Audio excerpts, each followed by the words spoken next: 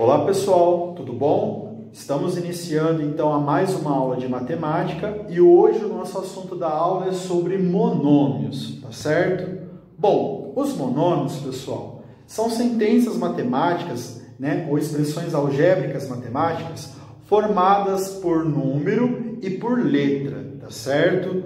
Então, os monômios eles possuem uma classificação para os números e para as letras, Qual é essa classificação? Qual é essa definição? Para os números, nós chamaremos os monômios sempre de coeficientes numéricos. Então, os monômios contam com uma parte que é só número, que é chamado de coeficiente numérico, beleza? Não pode esquecer. E as partes que vêm acompanhadas das letras, das variáveis, são chamadas de parte literal, tá bom? Então, um exemplo. O professor fez aqui um monômio, 2a²b. O coeficiente numérico é o 2, porque é o número que representa este monômio, e a parte literal é a²b, que estão representadas pelas letras A e B, mais o expoente ali que vem acompanhado do 2, beleza? Então, monômios vão ser sempre formados por essas duas partes. Coeficiente numérico e parte literal. É extremamente importante que você saiba essas definições, porque vai servir para a gente de auxílio nos conteúdos à frente, ok? Bom, para os monômios também existe outras classificações, como por exemplo, reconhecê-los se eles são semelhantes ou não, Quando a gente fala de algo que é semelhante, o que a gente lembra? A gente lembra de algo que é parecido, que é igual, Então, para a gente identificar se os monômios são semelhantes, a gente vai analisar a parte literal do monômio, ou seja, as letras com os seus expoentes. Para que os monômios sejam semelhantes, eles precisam ter as partes literais exatamente iguais, com letras e expoentes iguais. Então, por exemplo, o professor destacou aqui 3 monômios. 8x² y ao cubo, 1/3 x² y ao cubo e menos 2x² y ao cubo. O que os 3 monômios possuem em comum? Olha lá, as partes literais. X² y ao cubo estão presentes nos 3 monômios. Então, significa que estes 3 monômios são semelhantes. Se eu tivesse aqui assim, estes 3 monômios e este último não tivesse o quadrado, o expoente 2 do x, eu diria para vocês o quê? Que somente esses 2 monômios são semelhantes, aquele terceiro não. Por quê? Porque ele não possui a parte literal igual aos dos 2 demais monômios. Para ser monômio semelhante, então, ele precisa ter a parte literal exatamente igual. Tudo bem?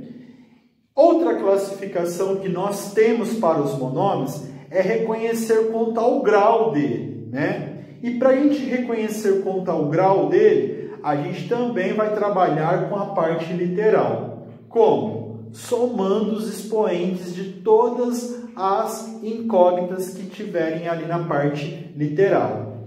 Então, no primeiro exemplo, vejamos o que acontece. Nós temos o monômio 3x elevado ao cubo, y ao quadrado. Para a gente reconhecer qual é o grau deste monômio, nós vamos observar a parte literal, que é x ao cubo y ao quadrado, e nós vamos somar os expoentes que estão aqui presentes. Os expoentes são 3 e 2.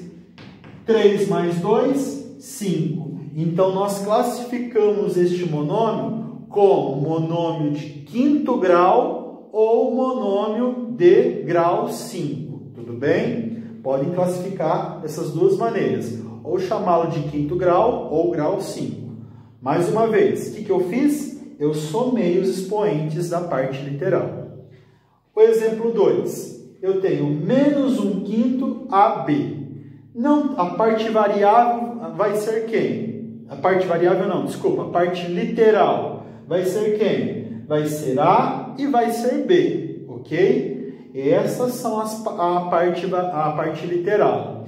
Não tem expoente no A e não tem expoente no B. Quando não tem expoente, significa que tem um. Então, um para o A e um para o B. Se eu somar 1 mais 1, eu vou ter o quê?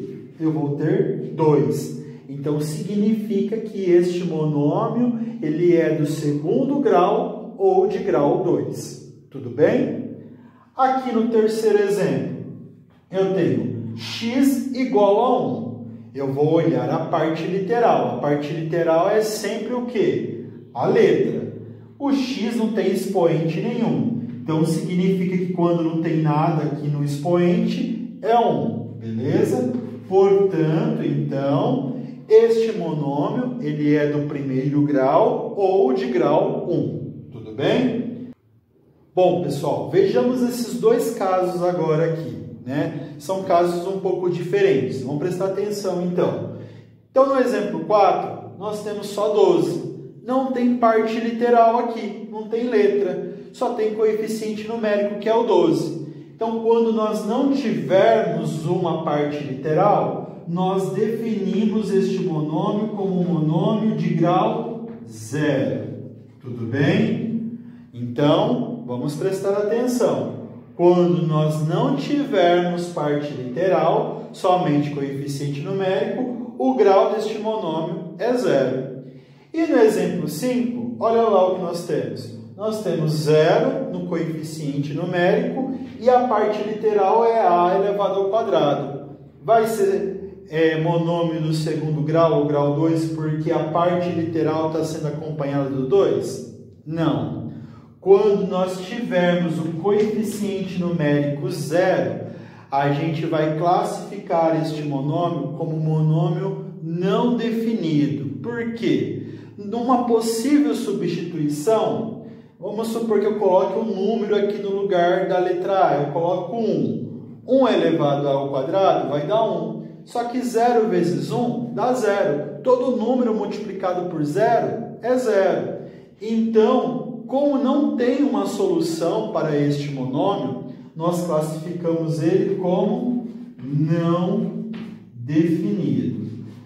Tá bom? Toda vez que nós tivermos um monômio em que o coeficiente numérico seja 0, ele vai ser classificado como não definido.